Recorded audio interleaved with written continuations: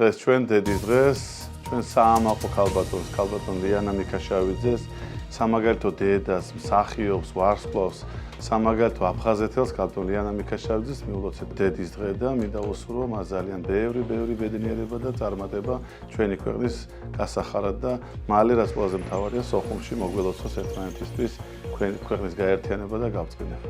დედის დღე ეს მართლა კარგი დღე არის. დედას ისეთი მოვალეობა აქვს ცხოვრებაში, როგორც ქალს, როგორც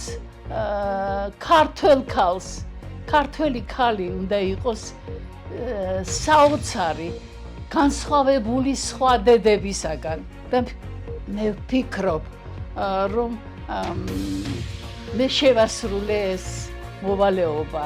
მადლობა მას, რომ მოვიდა ჩემთან. მომილოცა ეს დღე არ დამტოვა უყურადღებოდ.